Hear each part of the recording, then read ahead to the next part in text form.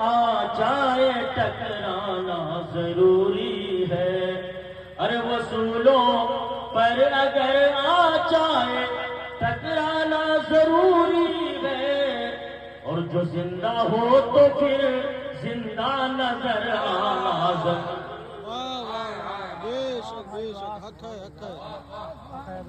جو زندہ ہو تو پھر زندہ نظر آنا ضروری ہے۔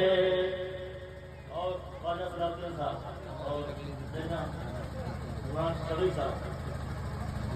نئی نسلوں کی خود مختاریوں کو کون سمجھائے،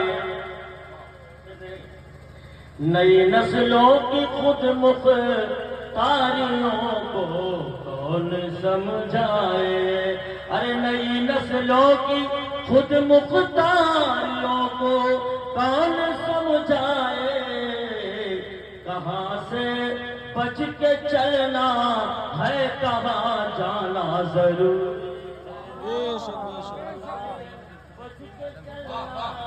ہے کہاں جانا ضروری ہے، کہاں سے بچ کے چلنا ہے کہاں جانا ضروری ہے۔ اور یہ انہیں محسوس کرنے کا سلیقہ ہی نہیں شاید، ارے انہیں محسوس کرنے کا سلیقہ ہی نہیں شاید، جو کہتے ہیں خدا ہے تو نظر آنا ضروری، تو نظر آنا ضروری ہے۔ جو کچھ پڑھی لکھی آنکھوں میں چمک پیدا ہو جائے یہی بات، ارے انہیں محسوس کرنے کا سلیقہ ہی نہیں شاید، انہیں محسوس کرنے کا سلیقہ ہی نہیں شاید، جو کہتے ہیں خدا ہے تو نظر آنا ضرور، جو کہتے ہیں خدا ہے تو نظر آنا ضروری ہے۔ آخری شعر، کہ تھکے ماندے پرندے جب بسیرے کے لیے لوٹ، یہ بہت باریک شعر ہے، کہ تھکے ماندے پرندے جب بسیرے کے لیے لوٹے، ارے تھکے ماندے پرندے جب بسیرے کے لیے لوٹے، تو سلیقہ مند شاخوں کا لچک جانا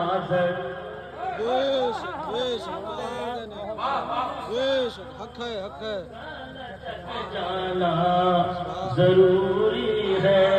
تم کامیاب رہو گے اگر تم مومن ہو۔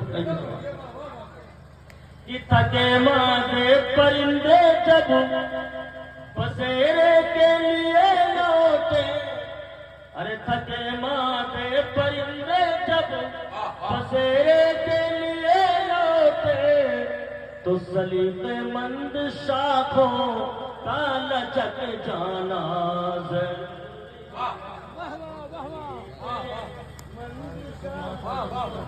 کا لچک جانا ضروری ہے۔ وَلَا تَهِنُوا وَلَا تَحْزَنُوا وَأَنْتُمُ الْأَعْلَوْنَ إِن كُنتُم مُّؤْمِنِينَ۔ سستی مت کرو، خوف مت کرو، تم پاپولر رہو گے، تم کامیاب رہو گے اگر تم سچے مومن ہو، اگر تم سچے مومن ہو۔ ایک سچا مومن آیا تھا اجمیر، کہیے سبحان اللہ، کچھ لے کر کے نہیں، تصویر اور مسلح لے کر، قرآن لے کر، نبی کے پیار کی پھوار بن کر، کہیے سبحان اللہ، اجمیر کے سرزمین پر آ کر کے وہ ٹھہر گیا۔ دیکھنے والوں نے دیکھا، اس کی اٹھک بیٹھک کو دیکھا، ان کے چلنے پھرنے کو دیکھا، ان کے کھانے پینے کو دیکھا، لوگوں کی تیمارداری کو دیکھا، لوگوں کا خیال کرتے ہوئے دیکھا۔ پکار اٹھے اہل ہند ہندوستانی کہ اے خواجہ، جب آپ اتنے اچھے ہو تو آپ کے آقا کتنے اچھے ہوں گے۔ یہ سچا پکا مسلمان. قسم خدا کی جو مسلمان ہوتا نا اس کی بارگاہ میں لوگ محبت سے ہار پھول پیش کرتے. سچے مسلمان بن کر کے دکھاؤ. آج ایک بھائی سے لڑائی, چچا بھتیجے میں لڑائی, خاندان میں لڑائی. عالم یہ ہے کہ مقتدی اور امام میں لڑائی, مقتدی اور امام میں لڑائی. پوری زندگی امام کے پیچھے نماز پڑھتے ہیں اور پوری زندگی امام کے پیچھے ہی پڑے رہتے ہیں. یہ کہاں کا دستور ہے؟ یہ کہاں کا طور طریقہ ہے؟ تو حضرات یہ محبت کا ماحول پیدا کرنا ہوگا. امام اور مقتدی میں محبت کا ماحول, استاد اور شاگرد میں محبت کا ماحول, پیر اور مرید میں محبت کا ماحول. اگر یہ محبت کا ماحول پیدا ہو گیا تو جانتے ہو ایک پیر ہے اجمیر میں اور اس کا مرید بیٹھ گیا قطب الدین بختیار کاکی دہلی میں. وہاں پر مرید اپنا مشن آگے بڑھا رہا ہے اور وہاں پر پیر اپنا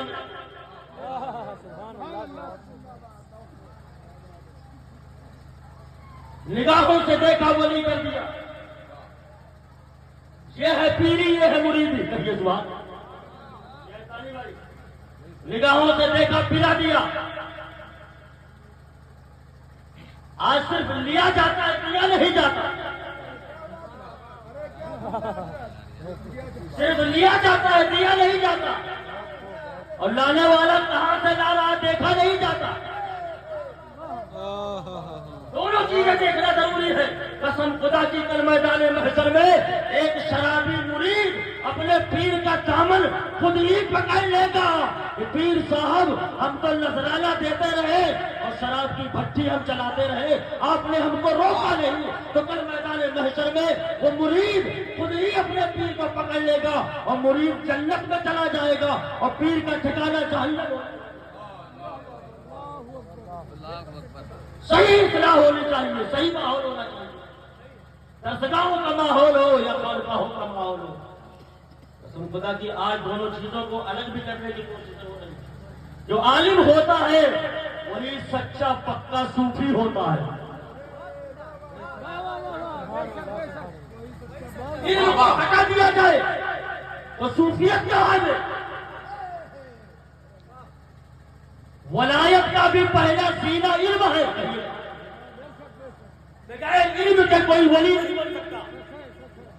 اور علم جب آدمی کے اندر ہوگا تو وہی تو صوفی بنے گا. کہتے شریعت اور ہے, طریقت اور ہے. اندولی والوں میں بتا رہا ہوں شریعت کیا ہے, طریقت کیا ہے. بزرگوں کی زبان میں ہمیں شریعت جو ہے وہ بال ہے اور طریقت جو ہے بال کی مانگ ہے. اگر بال ہی نہیں ہوگا تو مانگ کہاں سے نکالے. یہ مسلمانوں ضرورت اس چیز کی ہے صحیح والوں میں ماحول پیدا کرنا ہوگا, سچا پکا مسلمان بننا ہوگا. دیکھو میں اپنی بات کو سمیٹوں. دنیا میں ہر انسان کو 4 چیزوں سے محبت ہوتی ہے. کہیے سبحان اللہ. 4 چیزوں سے محبت ہوتی ہے. بس یہ آخری بات سن لیجیے. 4 چیزوں سے محبت ہوتی ہے اور اس میں ہندو, مسلم, سکھ, عیسائی, ذات پات, فارورڈ بیکورڈ کی کوئی قید نہیں. دنیا کی ہر قوم 4 چیزوں سے محبت کرتی ہے. کیا ہے وہ چیز ہے؟ نمبر 1 وطن. وطن سے محبت دنیا کی ہے.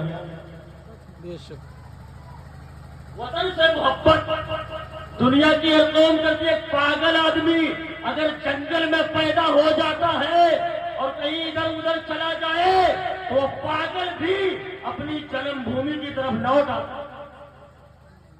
یہ ہے وطن سے محبت. یہ وطن سے محبت. دنیا کی ہر قوم 4 چیزوں سے محبت ہوتی ہے. اسی کو سن لیجیے. نمبر 1 وطن. وطن سے محبت دنیا کی ہر قوم کرتی ہے. دوسری چیز مال.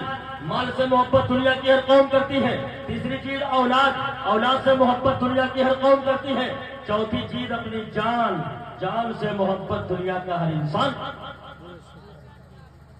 اب ان محبتوں میں فرق بھی ملاحظہ کریں. جب ایک محبت دوسری محبت سے ٹکراتی ہے تو آدمی ایک محبت کے لیے دوسری محبت کو چھوڑ دیتا ہے, قربان کرتا ہے. مثال کے طور پر جس سرزمین پر ہو اس سرزمین سے آپ کو محبت, جس کاروبار سے متعلق ہے اس کاروبار سے آپ کو محبت. مگر اچانک کسی نے ستانا شروع کر دیا, قانون کے لٹیروں نے قانون کا سہارا لے لے کر کے ظلم اٹھانا شروع کر دیا, تو ایسی صورت میں آدمی اپنے وطن کو چھوڑنے میں مجبور ہو جائے گا. وہ سوچے گا ہمارے پاس پیسہ رہے گا دوسرا گھر بنا لیں گے, اولادیں ہیں کاروبار میں ترقی کر لیں گے. تو وطن کی محبت مال کی محبت ٹکرائی تو آدمی مال کے لیے وطن کو قربان کر دیا. مگر جیسے وہاں پہنچا بیٹا بیمار ہو گیا, بیٹا سنکٹ میں آ گیا, تو بیٹے پر کیا خرچ کرتا آدمی؟ پیسے کو خرچ کرتا ہے. بامبے میں ہم نے دیکھا ہے لوگ اپنی اولادوں کی جانیں بچانے کے لیے مسجدوں میں جا کر کے امام صاحب سے کہہ کر کے لوگوں کے سامنے دامن پھیلا کر کے بھیک مانگتے ہوئے نظر آتے ہیں. یہ بے اولاد کی محبت اتنی عظیم چیز ہوتی ہے. تو وطن کی محبت مال کی محبت ٹکرائی تو وطن کو قربان کیا, مال کیے. مال کی محبت اولاد کی محبت ٹکراتی ہے تو مال کو اولاد کے لیے قربان کر دیتا ہے. مگر اپنی جان پر اگر بل آ جائے, اچانک کوئی ایسی مصیبت آ جائے تو لوگ اپنی جان بچانے کے لیے اولادوں کو بھی چھوڑ کر کے بھاگ جایا کرتے ہیں. یہ جان اتنی عزیز چیز ہے تو دنیا کا طریقہ یہ ہے وطن قربان کر دیا دنیا نے مال پر, مال قربان کر دیتا ہے انسان اولاد پر, اولاد قربان کرتی ہے دنیا جان پر. لیکن یہی وہ منزل ہے جہاں پر اسلام کہہ رہا ہے اے مسلمان تیری منزل اس سے ایک قدم آگے بڑھ کرتے ہیں. دنیا نے وطن قربان کیا مال پر, مال قربان کیا اولاد پر, اولاد قربان کیا جان پر. مگر جب ایمان تباہ ہو رہا ہو, رسول اللہ کی سنتیں توڑی جا رہی ہو, قرآن کے حکم کی حکم ادھوری ہوتی ہو, نبی کی شریعت خطرے میں آ جائے تو جان قربان کر دو ایمان پر. یہی مسلم کی نعرہ تکبیر, نعرہ رسالت, عظمت اسلام, پیغمبر اسلام, خواجہ کا ہندوستان. اب دیکھو کیسے قربان ہوئے. اسلام خطرے میں آ گیا تھا کربلا کے میدان میں, نبی کی شریعت خطرے میں آ گئی تھی کربلا کے میدان میں. اگر جب مجھے کہنے کو جب ہندوستان خطرے میں آیا تھا انگریزوں کے اعتبار سے تو ہندوستانیوں نے ہندوستان کو بچانے کے لیے جان کا نذرانہ پیش کیا. اور جب اسلام خطرے میں آیا تو فاطمہ کا لال کربلا کے میدان میں اتر کر 72 جانشینوں کو اسلام کے نام پر قربان.